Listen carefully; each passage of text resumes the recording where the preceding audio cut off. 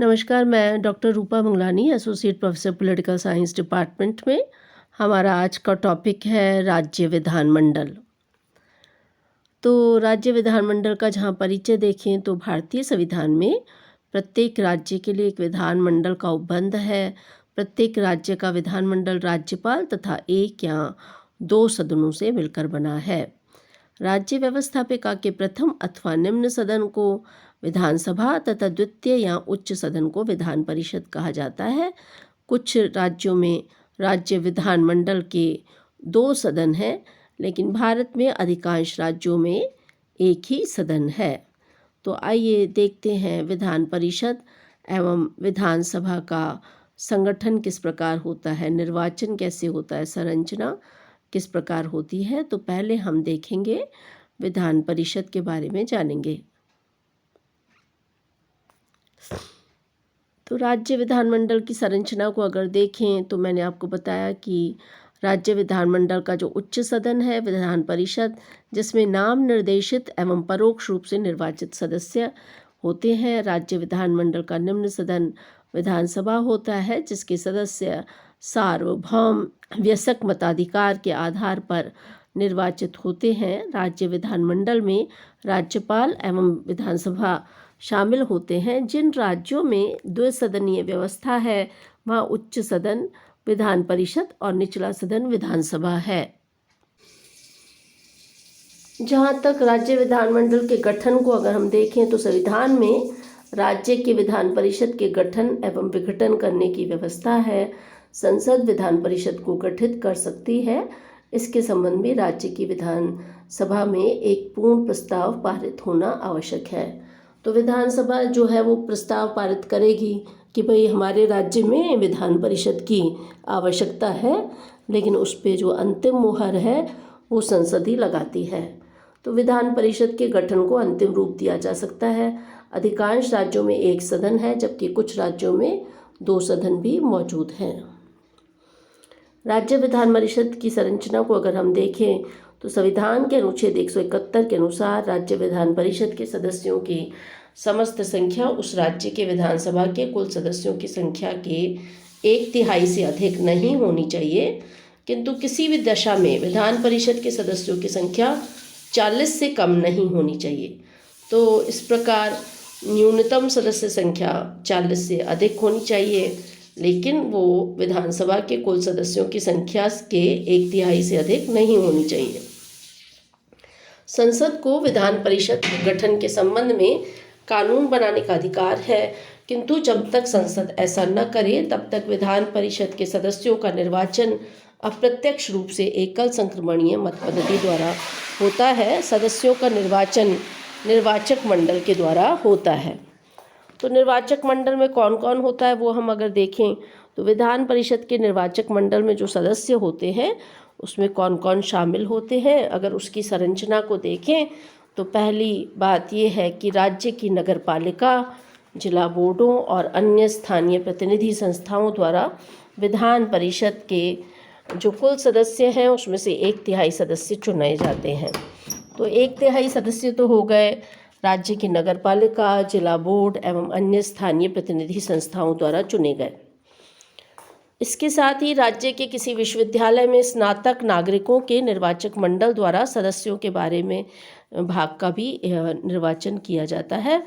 कुछ भाग का उनका निर्वाचन किया जाता है। इसी प्रकार माध्यमिक विद्यालय हुए, महाविद्यालय हुए, उसमें 3 साल से शिक्षण प्राप्त अध्यापकों के द्वारा भी निर्वाचक मंडल का निर्वाचन किया जाता है। तो इस प्रकार हम देखते हैं कि निर्वाचक मंडल में विधान परिषद के निर्वाचक मंडल में अलग अलग सदस्य शामिल है। तो यूनिवर्सिटी से के स्नातक हों वो भी नागरिक हों, वो भी जो विधान परिषद के जो कुल सदस्य हैं उसके 12वें भाग का निर्वाचन करते हैं। माध्यमिक विद्यालय है, महाविद्यालय है, वो भी जो पिछले 3 साल के हैं वो 1/12 सदस्यों का निर्वाचन करते हैं। 1/3 सदस्य विधानसभा सदस्यों द्वारा चुने जाते हैं जो वर्तमान विधानसभा के सदस्य नहीं हैं, और 1/6 सदस्य राज्यपाल द्वारा नामजद किए जाते हैं। ये सदस्य कौन से होने चाहिए? राज्यपाल द्वारा नामजद किए हुए जो साहित्य, कला, विज्ञान, और सहकारी आंदोलन और समाज सेवा में विशिष्ट स्थान रखने वाले व्यक्ति हों, उनको राज्यपाल मनोनीत करता है।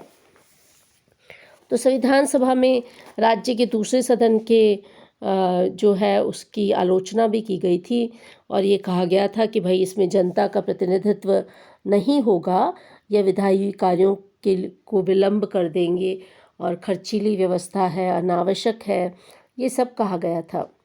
तो इसीलिए हम देखते हैं कि बहुत कम राज्यों में विधान परिषद है। तो संसद द्वारा जनप्रतिनिधित्व अधिनियम 2003 पारित करके 28 अगस्त 2008 को विधान परिषदों के लिए विधानसभा से चुने जाने वाले प्रतिनिधियों के लिए खुली मतदान व्यवस्था का प्रावधान किया गया है। तो इस प्रकार अब विधान परिषद के सदस्यों का जो चयन होता है वो खुली मतदान व्यवस्था से होता है। संशोधन के माध्यम से राज्य विधान परिषद का चुनाव लड़ने वाले उम्मीदवारों को संबंधित राज्य का मतदाता ही होना चाहिए, ऐसी अनिवार्यता समाप्त कर दी गई है। भारत का जब संविधान बना तो 26 जनवरी 1950 को 6 राज्यों में विधान परिषद थी। जिन 6 राज्यों में ये विधान परिषद थी उनका नाम था उत्तर प्रदेश, पश्चिम बंगाल, मद्रास, बम्बई, पंजाब और बिहार। इन विधानमंडलों में 2 सदनों की व्यवस्था की गई थी और इसके बारे में अनुच्छेद 168 में उपबंध किया गया था। 1950 के उपरांत कुछ राज्यों में विधान परिषदें स्थापित की गई और कुछ राज्यों में विधान परिषद को समय समय पर समाप्त कर दिया गया। इस प्रकार विधान परिषदों के गठन के बारे में एकरूपता नहीं है। ये कौन से 2014 तक केवल 6 राज्यों में 2 सदन थे और ये जो 6 राज्य थे उनका नाम था आंध्र प्रदेश, उत्तर प्रदेश, बिहार, महाराष्ट्र, कर्नाटका और जम्मू एवं कश्मीर। हम जानते हैं कि अब जम्मू और कश्मीर जो है वो केंद्र शासित प्रदेश है, तो अब वहाँ विधान परिषद नहीं है और समय समय पर जो है विधान परिषदों को विलोपित कर लिया जाता है या फिर से निर्वाचित होते हैं, तो ये स्थितियाँ बदलती रहती हैं। जो नवगठित राज्य हैं झारखंड, उत्तरांचल, छत्तीसगढ़, तेलंगाना, इनमें विधान परिषद की व्यवस्था नहीं की गई है। तो इस प्रकार हम देखते हैं कि विधान परिषद की संख्या राज्यों में बहुत कम है और बहुत कम होने के कारण जो है इसका कोई विशेष महत्व नहीं है और जब तक कि राज्य विधानमंडल पूरी तरह से प्रस्ताव पारित नहीं करे तब तक विधान परिषद होती भी नहीं है। विधान परिषद के सदस्यों कौन हो सकते हैं? अगर इसकी योग्यता को देखें तो उसे भारत का नागरिक होना चाहिए, कम से कम 30 वर्ष की आयु पूर्ण कर चुका हो, संसद द्वारा निश्चित की गई योग्यता धारण करता हो, तो ये विधान परिषद के सदस्यों की योग्यता है। यदि वो केंद्र या राज्य सरकार में कोई लाभ का पद धारण करता हो तो उसे नहीं बनाया जा सकता। यदि वह विकृत चित्त है, यदि वो दिवालिया है, भारत का नागरिक नहीं है, संसद के किसी कानून के अधीन अनर्हत घोषित किया गया है, तो वो विधानसभा का सदस्य, विधान परिषद का सदस्य नहीं हो सकता। जहाँ तक विधानसभा के संगठन का सवाल है तो विधानसभा के प्रतिनिधियों को प्रत्यक्ष मतदान से व्यस्क मताधिकार के द्वारा निर्वाचित किया जाता है। इसकी अधिकतम संख्या 500 और न्यूनतम संख्या 60 तय की गई है। अर्थात किसी भी विधानसभा में अधिकतम सदस्य 500 हो सकते हैं और न्यूनतम सदस्य 60 हो सकते हैं। इसका अर्थ यह है कि 60 से 500 के बीच की यह संख्या राज्य की जनसंख्या और उसके अवसर पर आकार पर निर्भर करती है।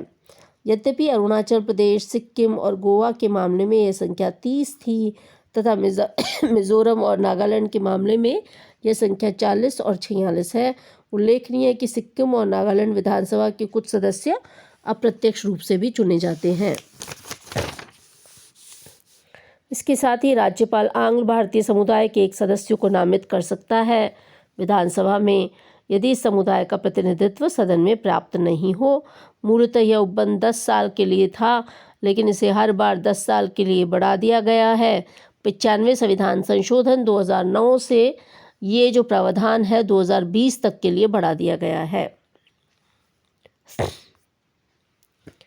विधानसभा के सदस्यों की योग्यता को देखें तो वह भारत का नागरिक होना चाहिए, वह 25 वर्ष की आयु पूर्ण कर चुका हो, वह भारत सरकार या किसी राज्य सरकार के अधीन लाभ के पद पर न हो, संसद द्वारा बनाई गई किसी विधि के अधीन निर्धारित शर्तों को पूर्ण करता हो, अन्य निर्धारित शर्तें पूर्ण करता हो, अर्थात वह दिवालिया पागल न हो और उसने अन्य विदेशी राज्य के प्रति निष्ठा व्यक्त न की हो।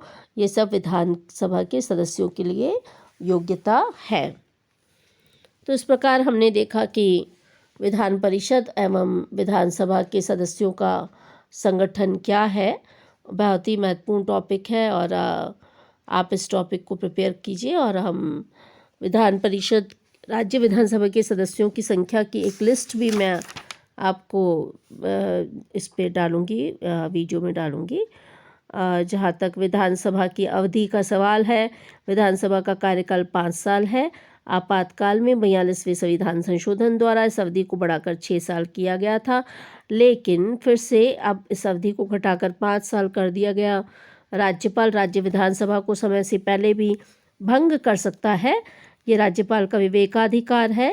और आप दरअसल विधानसभा का सामान्य अवस्था में इसका कार्यकाल 5 साल होता है। 5 साल के पश्चात विधानसभा खुद ब खुद भंग हो जाती है। तो इस प्रकार हमने देखा कि आमतौर पे जो हम देखते हैं कि 5 साल में उसके निर्वाचन करवा दिए जाते हैं और नई विधानसभा जो है वो गठित होती है। तो इस टॉपिक को तैयार कीजिए और इसमें कोई दिक्कत आए तो हम मिलेंगे, इस पर चर्चा करेंगे। अपने और अपने परिवार के स्वास्थ्य का ध्यान रखें। शुभकामनाएं।